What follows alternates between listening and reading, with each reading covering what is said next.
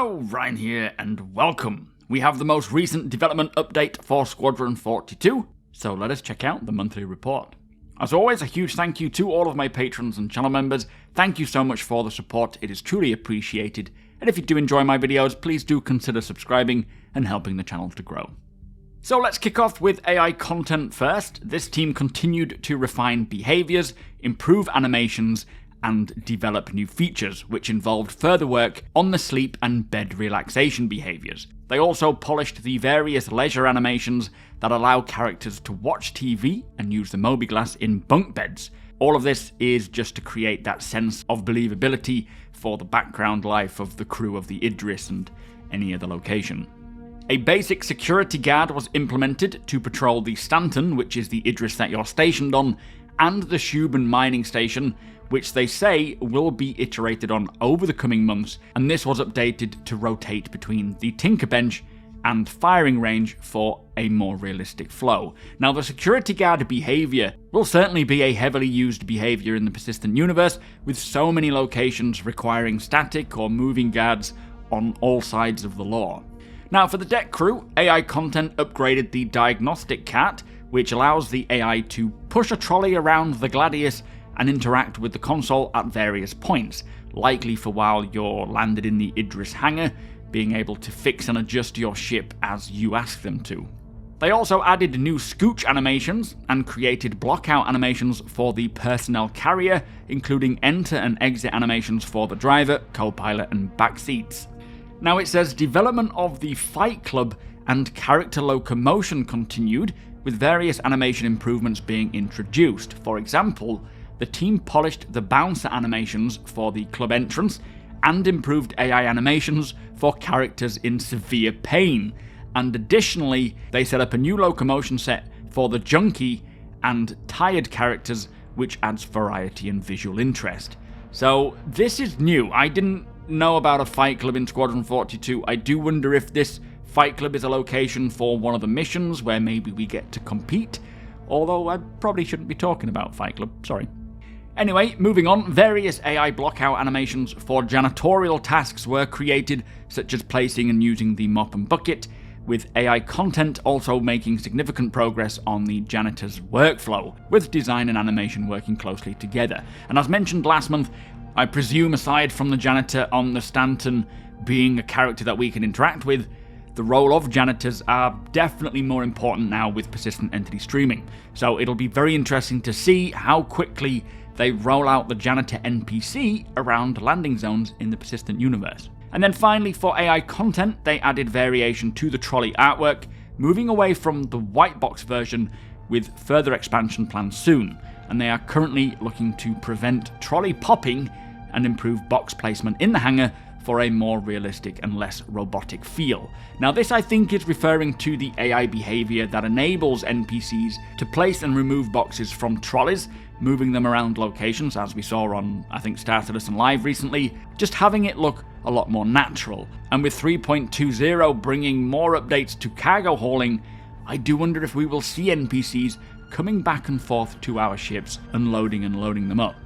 Now moving on to the AI features team, they progressed with characters using sniper rifles, creating a prototype behaviour that allows them to fire from low cover that uses a new Overwatch trait and behaviour flow.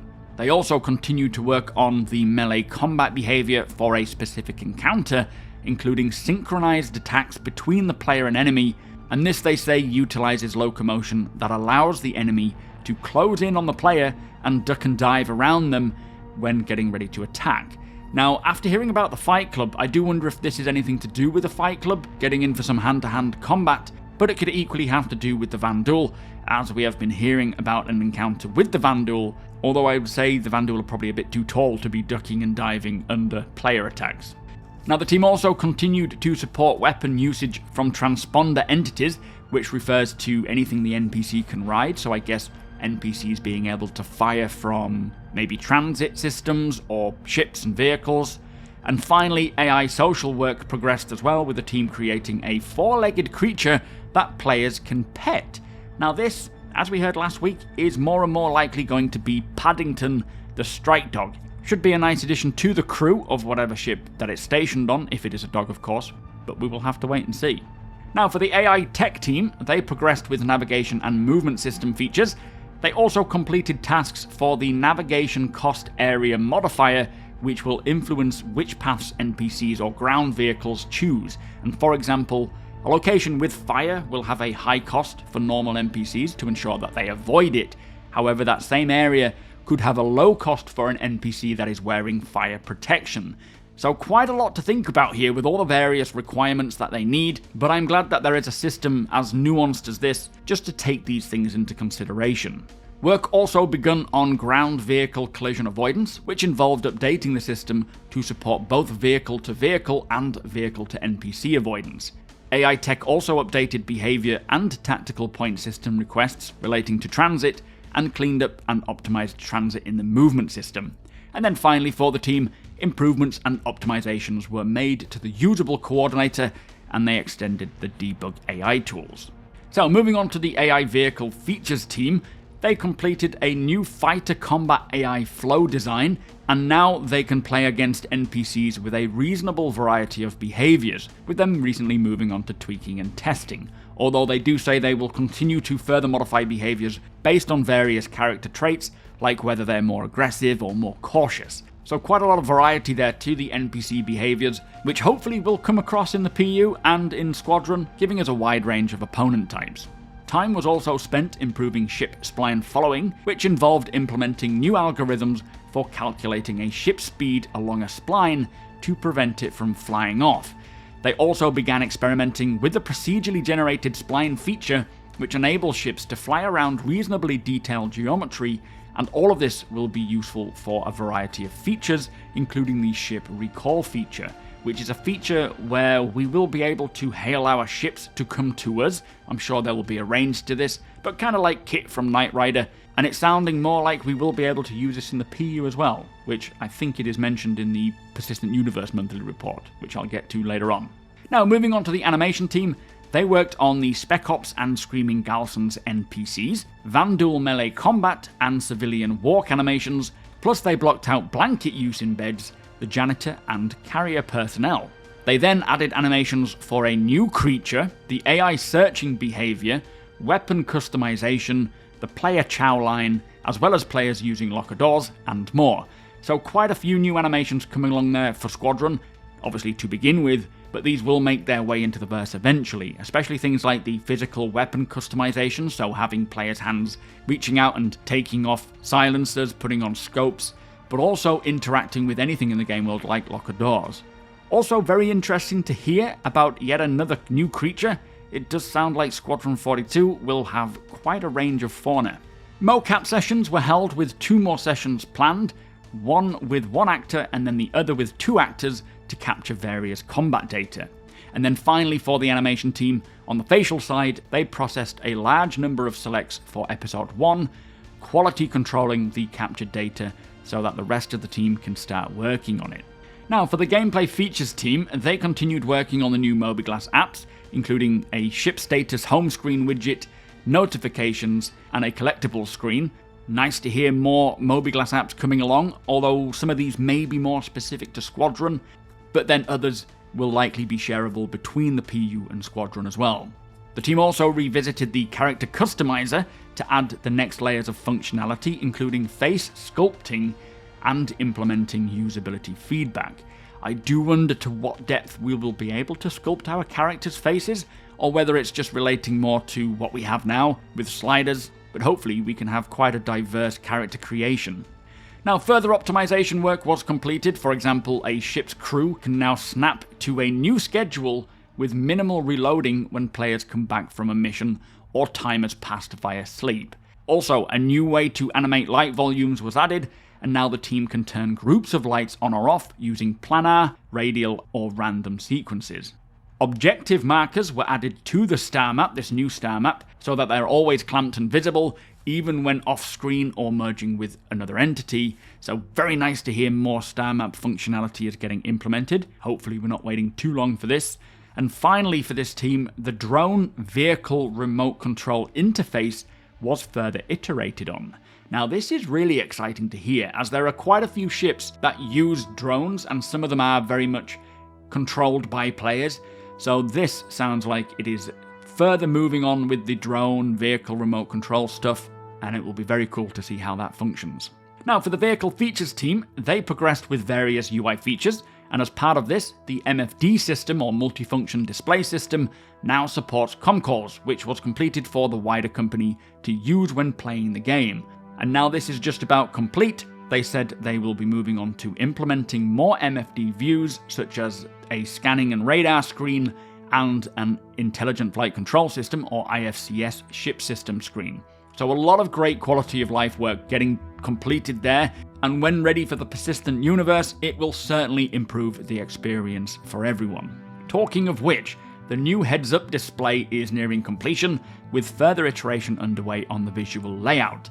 They do say that it's largely functional and widely in use now, and this work also extends to the turret UI, which received new visuals and functionality to improve the overall experience. And it will be very nice when they start rolling out all of the various improved manufacturer ship hoods, as they are working to make them all pretty unique to each company, so Drake's HUD versus Aegis HUD will be different, just to further define their styles. The vehicle UI team then supported the development of in-game markers, including adding radar contact markers to vehicles, mission objectives, and quantum destinations. They also finished the wingman commands, which led to various design changes, including the addition of commands to help players manage their wingmen correctly. They then implemented AI talking to enable the wingmen to follow directions, with supporting character dialogue currently underway. And finally, for this team, control surfaces were further developed, specifically for autopilot, which required a custom autopilot setup that behaves differently to thruster flight, as control surfaces are highly dynamic and the new flight model varies greatly depending on atmospheric conditions. And this new control mechanism flies the ship similar to real-life fly-by-wire systems, and last month it was heavily tested and is currently nearing completion. And this is music to my ears, hearing about this new flight system. It is going to make not only flight far more realistic, much more like Microsoft Flight Simulator for the various atmospheres, but create accurate differences between all ships. So moving on to the gameplay story team, they created another series of animations for the Gladius deck crew, and for this they reused various assets from the first series and adjusted the skeleton animations and distances. After that, they progressed with minor updates across a wide range of scenes, including updating 20 scenes with either new poses, prop updates, start and end times, and general polish and maintenance. And a new scene was also implemented into Chapter 4, with significant updates being made to several scenes using new motion capture. And finally, for the gameplay story team, they began discussing scenes in Chapter 19 that had not previously received much attention. Now, for the narrative team, they began sweeping through the scripts for the entire game to ensure that they are still in line with the latest playthroughs. They also prepared for a number of mocap shoots to pick up additional content that was called out, which led to scripting, capturing placeholder recordings, and testing material to see if the content is ready to be captured. They also captured wildline sets for the various gangs that players will encounter in both FPS and flight sections, plus captured wildlines for population NPCs who utilize this dynamic conversation content that we've been hearing about, just to fill the gaps between the silent masses and scripted characters. And finally, the narrative team started working through the vast amount of text that players will encounter, and this includes everything from moment-to-moment mission objectives, after-action reports that summarize the player's performance in the mission, environmental narrative like messages on terminals, and Galactopedia entries. So for the tech animation team, they made significant progress on head asset processing. They say this involved developing a semi-automated system that will reduce turnaround time as well as improve asset quality.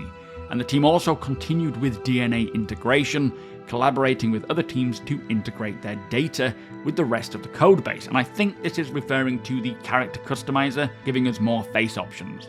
Now for the UI team, they spent the month on a visual overhaul of the radial menus and weapon attachment screen. Starting from existing functionality, they created concept art to see how they could make the screens appear next gen, with them then creating in-game prototypes using building blocks to prove that the 3D effects were achievable. The team also continued to work alongside the vehicle team to tweak the layout of vehicle HUDs based on feedback from the game director's playthroughs, and last month, tweaks included adding a visually improved pitch ladder, plus they updated the visuals for some of the weapon screens and created some interesting concepts for use towards the end of the campaign.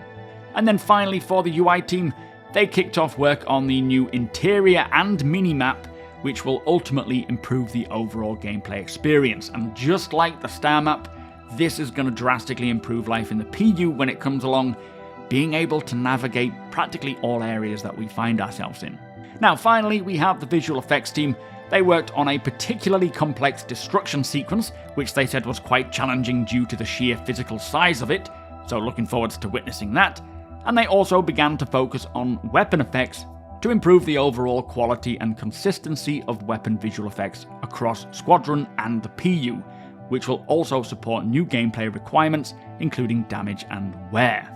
So, there you go, that was the monthly report for Squadron 42. Plenty more features coming along. Great to hear about all of the work on UI like the maps, MFDs, HUDs, plus further improvements to systems like the ship flight mechanics and AI.